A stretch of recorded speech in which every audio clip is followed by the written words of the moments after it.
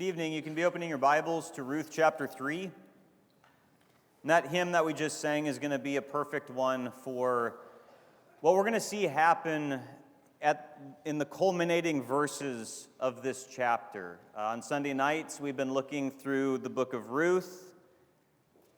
And in this chapter, we're going to see something unusual happen, and that's when a woman proposes to a man. And as we go through this story, we'll see why it's that case and not the other way around. But imagine for a moment that a single person came up to you and asked you this question: what should I be looking for in a potential spouse? And you, as somebody that wants to give wise counsel and good advice, would be thoughtful about the kinds of things that you would want to tell that person. Otherwise, you might lead them astray and give them advice that would not end up benefiting them or helping them. When we get to Ruth chapter 3, we've already seen the character of both Ruth and Boaz, the two people that are going to end up getting married in chapter 4, but chapter 3 is the proposal. And what Ruth has emphasized about these people is their character. That if somebody's got character and they have humility, which allows them to continually listen to the advice and counsel of other people, that's going to continually make their character better. This seems to be the biggest concern that God has in Scripture, is that the person's character is what it ought to be. And if you've got good character, you're going to be able to make things work. Now, before we start reading from Ruth chapter 3, we have to have one of those previously in Ruth kind of things. So in Ruth chapter 1, the book opens up with a famine in Bethlehem, and which means house of bread, which is ironic because there's a famine there. And there's a man named Elimelech that goes to Moab, and he lives there for some time with his wife and his two sons. And in the course of time, his two sons marry Moabite women. But Elimelech and his two sons die, leaving him with his wife Naomi and his two daughters-in-law. The two daughters-in-law and Naomi are on their way back to Bethlehem because the famine has ended, and one of them ends up going all the way back to Bethlehem with Naomi, and that's Ruth. Her name means friendship, and so she became a friend to Naomi. And when they get back and the barley harvest has started, now here is Ruth, this Moabite woman, taking care of her mother-in-law by gleaning in the fields. And she's been doing this, as chapter 2 ended, for the last 2 or 3 months or whatever. She's been out there working hard in the fields, taking care of her mother-in-law, but she can't keep going on living like this. She needs to eventually find rest. She eventually needs to find somebody that'll provide for her the things that she needs. And in fact, Ruth chapter 3 begins with Naomi and ends with Naomi talking about rest. And so what we're seeing in this chapter is a plan that they hatch to be able to find rest by asking Boaz to marry Ruth. And so the outline of this chapter, we could outline it like this. In the first 5 verses, Ruth is with Naomi, and Naomi is giving her advice about how to propose. Verses 6 through 13, Ruth is then with Boaz proposing to him. And then she comes back at the end of the chapter and speaks with Naomi, similar way that chapter 2 worked out. They both end with Ruth going back to Naomi. And Naomi's going to give her assurance that it's all going to work out the way that we're praying and hoping that it will. Another thing to say about this is the first 5 verses happen sometime earlier in the day, possibly the evening, when they're making this plan. And then verse 8 says that they're together at midnight, and then when she goes back with Naomi, she's with Naomi in the morning. So this is kind of following 12 or 15 hours or something like that in the lives of these people. And so that's what we're going to be looking at tonight. Let's go ahead and begin by looking at Ruth chapter 3, verses 1 through 4, to see this advice that Naomi gives to Ruth. Then Naomi, her mother-in-law, said to her, "My daughter, should I not seek rest for you, that it may be well with you? Is not Boaz our relative, with whose young women you were? See, he is winnowing barley tonight at the threshing floor. Wash therefore and anoint yourself, and put on your cloak, and go down to the threshing floor, but do not make yourself known to the man until he has finished eating and drinking. But when he lies down, observe the place where he lies, then go and uncover his feet and lie down, and he will tell you what to do." You want you to notice that in this text, that Naomi's concern for Ruth is that she would find rest. That you've been working in the fields, I hope that you can find rest. And here's a plan that's going to help you find rest. What's the concern, what's the situation that Ruth is in here? She's a Moabite. She has no stake in the promised land. She's not married to anybody that's able to take care of her, a widowed foreigner. How is she going to find belonging and peace and rest in a place like Israel? And the answer to that in this text is that Boaz is a relative. We've talked before. I'm not going to say too much about it right now because we've already talked about it a little bit before. But Boaz is a relative of the family, which means he's a kinsman redeemer. In the Old Testament, redeemers could help family members who were sold into slavery, buy them out of it. They could help when family members had land that was sold in economic hardship to buy it back for them. They could help propagate a family name through marrying one of the people that are dead and giving children to the one that's dead, and then they have the land given back to them, and all that sort of stuff. And so it's Naomi saying to Ruth, okay, here's the solution. There's this guy that we have that you've been working with. And if you marry him, then the situation is going to be solved. And I want you to observe here the transformation of Naomi. Do you remember back at the beginning of the book when Naomi goes back to Bethlehem and people are saying, is this Naomi? And she says, "Do not call me Naomi, call me Mara, for the Almighty has dealt very bitterly with me." In the first chapter, she's self-absorbed in her sorrow, and you can understand why she would be. But now look at what God's providence is doing in her life. She's getting outside of herself, outside of her sorrow, and she's seeking rest for Ruth. Now ask yourself this question. Have you become such an embittered person about all the things that have not gone the way that I want it to, that you can never in any way think about the needs of other people? Do you want to know what would heal that in you? Is by thinking about the providence and the goodness of God. Meditating more on that and letting that melt your heart. And now look where she's at. She's going, "Ruth, I want you to have rest." Of course, it's always going to end up in helping Naomi as well, but her concern here is for Ruth. All right, so I can imagine Naomi tells Ruth, "I want you to get a pad of paper and pen out, and I'm going to tell you what to do. This guy's got proven character. We've already seen all of this. So here's what you got to do. Tonight, somehow, Naomi knows that Boaz is going to be threshing at the threshing floor. He's going to be separating the wheat from the chaff. He's going to be working hard and all that sort of stuff. Okay, so Ruth, this is what you do. You have to get on your nicest clothes. Like, look really pretty, clean yourself up. And when you see that Boaz has finished threshing all of his food and he's finished eating, and then he goes down to bed, then you have to sneak up to him. By the way, Naomi understands guys here. Women, one thing you need to know about guys is if a guy is really hungry, don't bring up things that need to be discussed. Wait for him to eat. Let him get comfortable and everything. And so she says, just wait. I know that we want to get this figured out. Just hold on and make sure that he's comfortable. He falls asleep. And what I want you to do is sneak up to him and uncover his feet. And then just lay down next to his feet. All right, so some people have suggested that for him to have his feet uncovered is some kind of a sexual thing happening in this passage. And I'll just cite what an atheist said about this passage, who's an expert linguist in Hebrew. Robert Alter says, "Ruth lies down not alongside Boaz, but at his feet, an expression of her lower status." Even he says that this is not a sexual thing that's happening here. She's not laying alongside him. She's laying at his feet as an expression of saying, "Look, I understand what my status is in society. I understand who I am, but I'm asking, would you please consider marrying me?" It misses the context of this to suggest that something sexual is happening here. We've already seen the character of Ruth and Boaz be exceptional.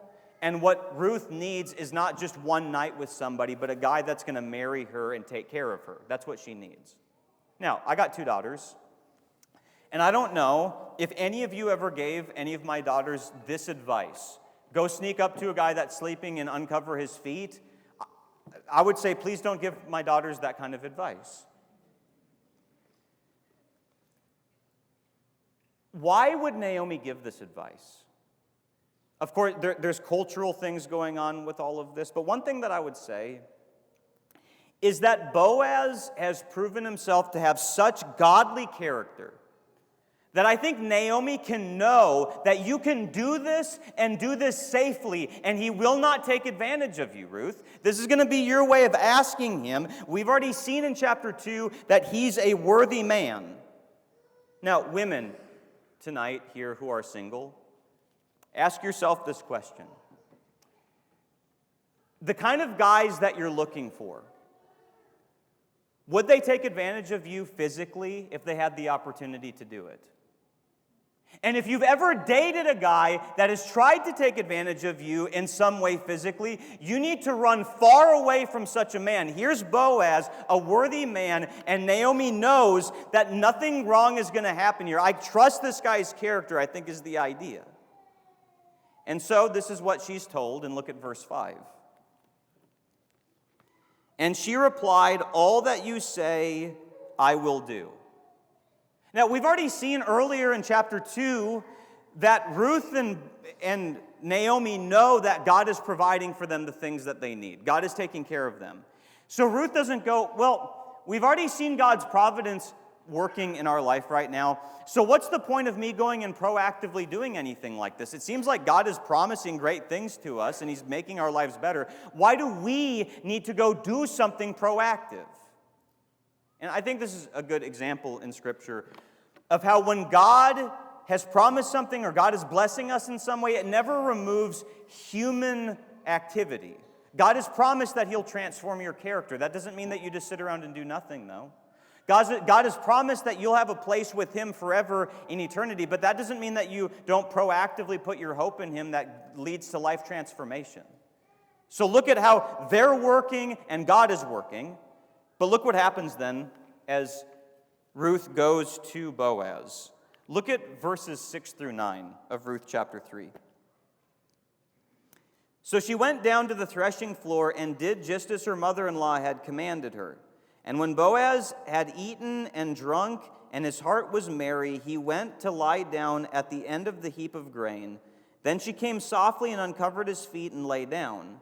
At midnight the man was startled and turned over, and behold, a woman lay at his feet. He said, "Who are you?" And she answered, "I am Ruth, your servant. Spread your wings over your servant, for you are a redeemer."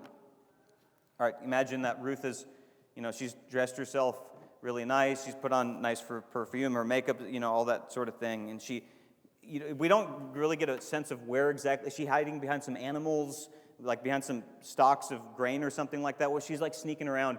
She sees him doing all of his work, and then he lays down at the end of his heap of grain. In the days of the judges, you want to protect your wealth. You want to protect all the work that you've been doing in the field. So he's laying down right next to it, not letting anybody get there.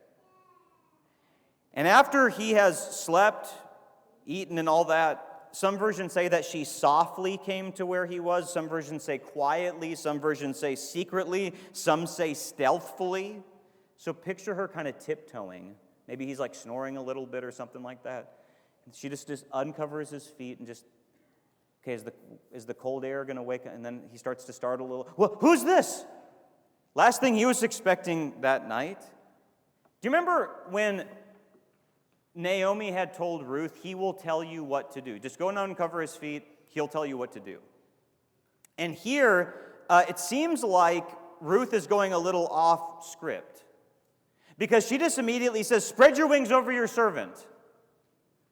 What is that imagery? And I imagine that they would have been actually whispering and not yelling. But what is this imagery of spreading your wings over your servant? In Ezekiel 16, verse 8, it's this picture of God marrying the nation of Israel.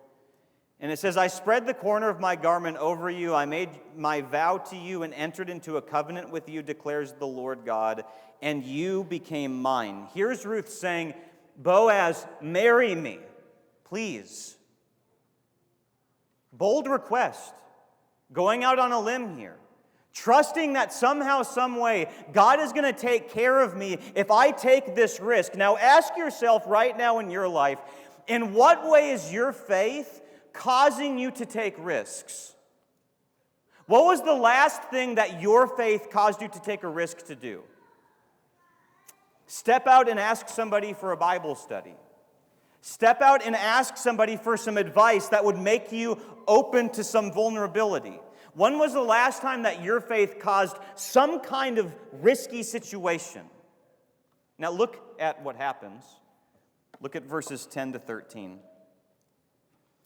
And he said, "May you be blessed by the Lord, my daughter. You have made this last kindness greater than the first, and that you have not gone after young men, whether rich or poor. And now, my daughter, do not fear. I will do for you all that you ask, and for all my fellow townsmen know that you are a worthy woman. And now it is true that I am a redeemer, yet there is a redeemer nearer than I. Remain tonight, and in the morning, if he will redeem you, good, let him do it. But if he is not willing to redeem you, then as the Lord lives, I will redeem you. Lie down until the morning." This response from Boaz has so many, I think, important things to observe here. When Boaz says in verse 10 that this kindness that you're showing here is greater than the kindness that you showed at first, what does he mean by that? I think the first kindness she showed was in coming back to Bethlehem with Naomi, taking care of her, working in the fields. But now this kindness of trying to have more of a permanent solution to have you and her be taken care of by going after an older man like me. Of course, this implies that he's older than her. She's called a worthy woman, actually in verse 11. He's called a worthy man in chapter 2, verse 1. Have you thought about the differences between Ruth and Boaz?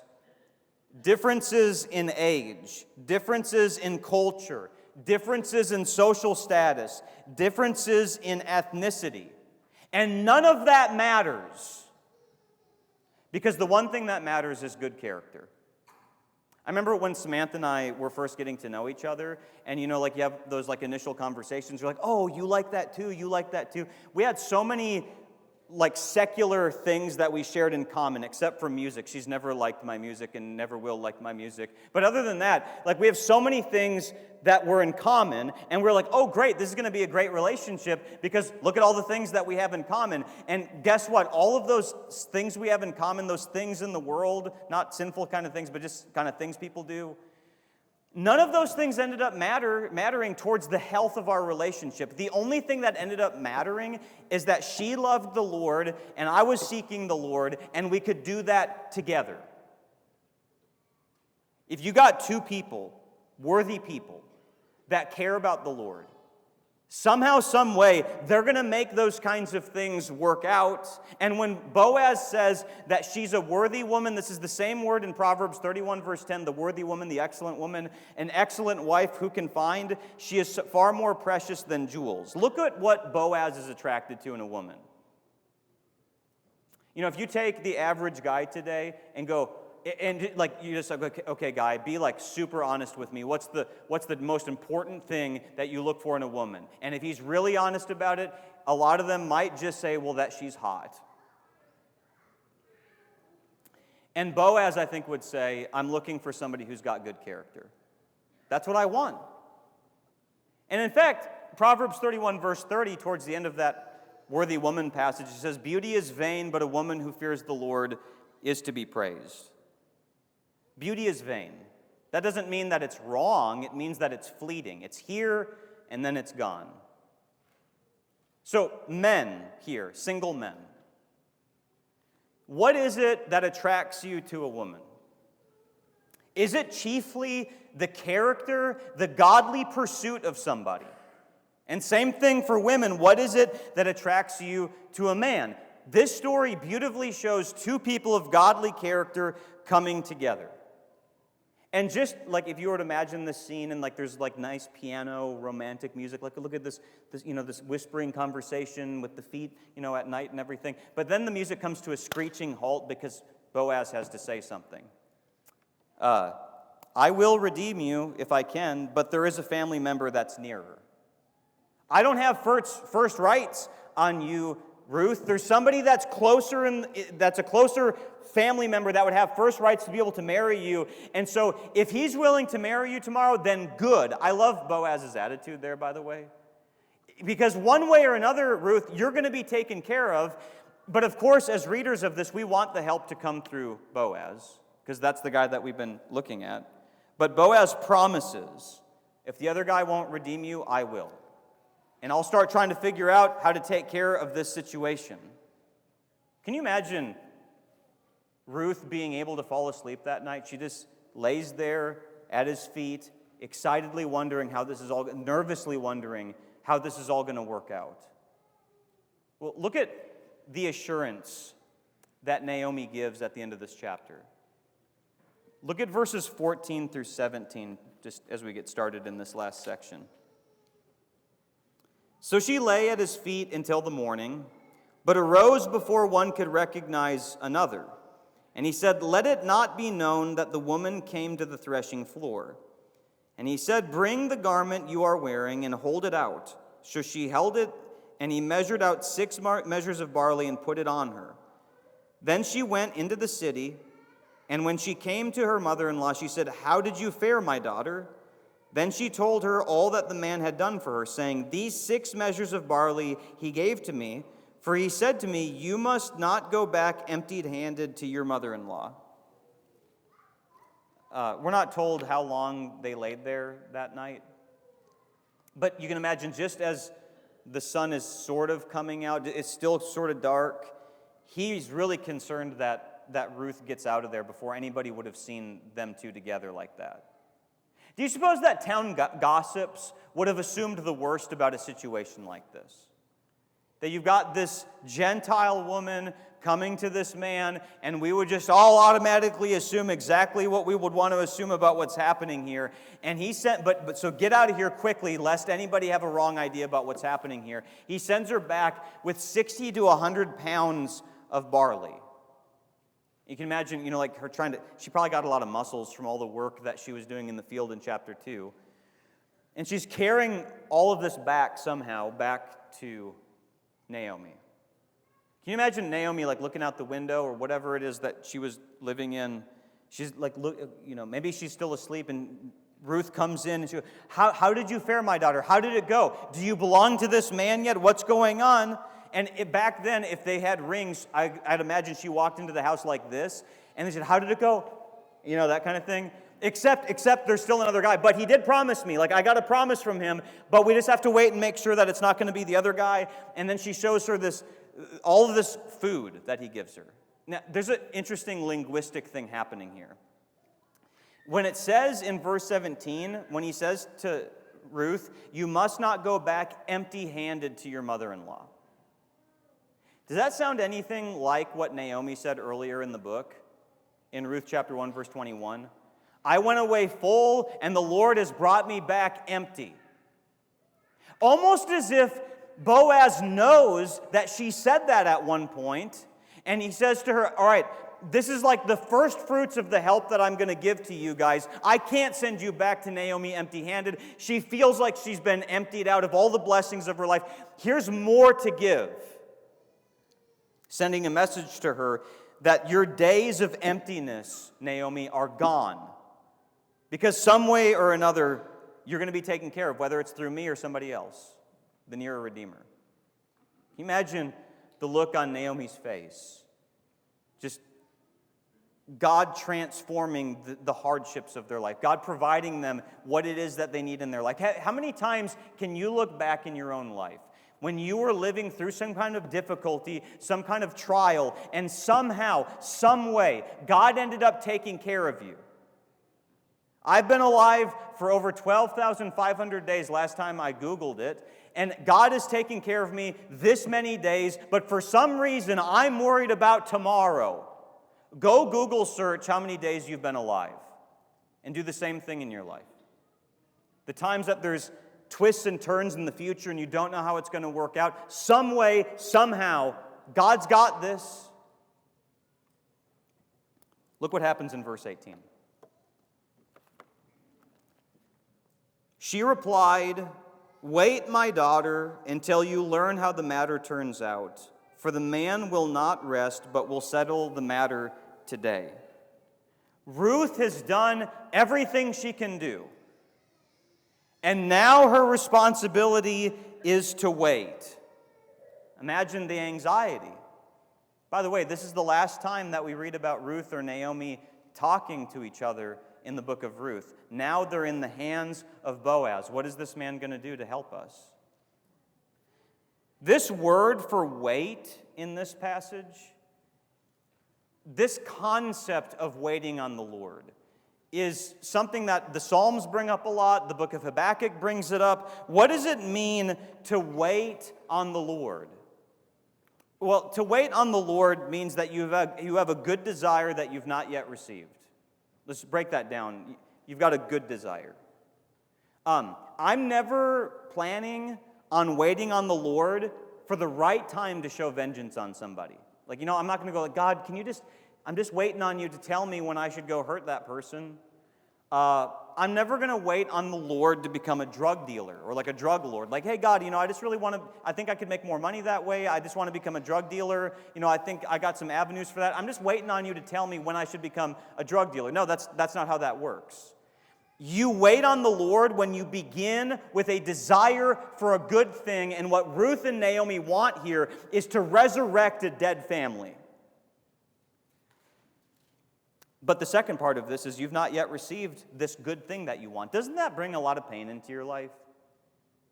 I'm not wanting something bad. I want something good. I want a spouse. You're married now. I want a child. I want to be able to provide more money to my family. There's all these things that you might want that are inherently good things. And you ask yourself, why don't I have these things yet?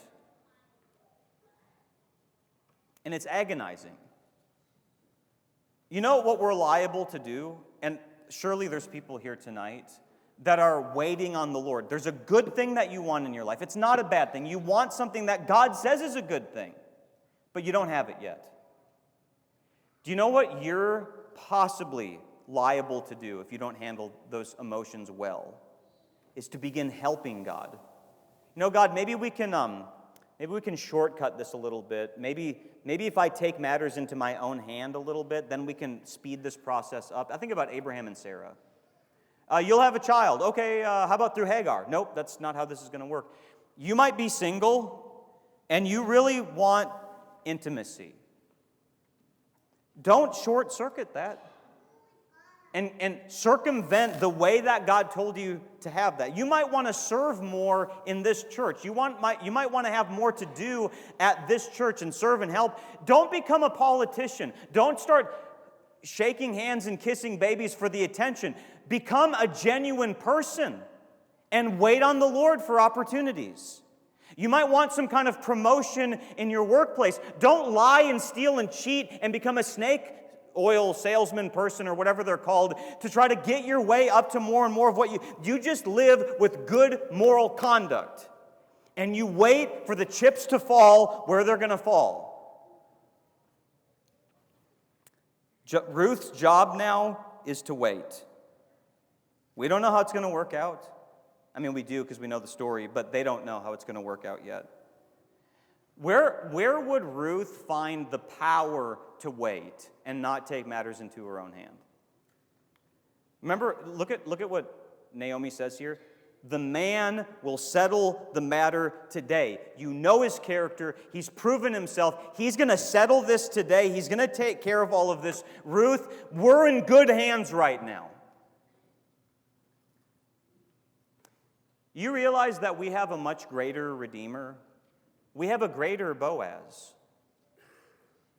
who when we've sought for him to spread his wings over us and shelter us and protect us and for him to be our husband, and we've pursued him like we should. We know that he's done what he said he would do so that we could be in a relationship with him. We're in much greater hands than Ruth and Naomi ever would have been. Jesus said in Matthew 11, verse 28, "Come to me, all who labor and are heavy laden, and I will give you rest." Here's Naomi telling Ruth, he will work tirelessly to be able to give you rest. And I think Ruth, knowing that, would have helped her get through the rest of that day until it all gets settled. Do you trust in the character of the greater Boaz, who's proven himself in greater ways than Boaz ever could have? And you realize that there might be things in this life that you want, good things that you want in this life that you might get one day, but you're not necessarily promised those things. But one day, all of your deepest dreams will be fulfilled in Christ if you're serving him. He'll give you rest. He'll let you start to experience it now, and he'll give it to you in full if you ask for him to spread his garments over you and shelter you and protect him, and you let him be the one that provides for you, you let him be the one that cares for you. Have you found shelter in the greater Boaz? What are you looking for in a spiritual spouse? The character of Jesus, the providence that he's given, the things that he's done to promise us a future. There's no other God, there's no other religion, there's no idolatry that you could have above God that could ever give you what the greater Boaz can give us, and that's ultimate rest. If there's anybody here tonight that needs to get their life right with God, the way that we do this, as this song says, is to trust and obey. There's no other way to be happy in Jesus. There's no other way to find rest in Jesus, but to just stop your toiling, your fighting against him, and just to go, God, you know better than I do. You're the greater Boaz, and you can take care of me. If there's anybody here tonight that needs to get their life right with God, if they need to ask God to become their groom and allow him to give them true rest, please come forward while we stand and while we sing.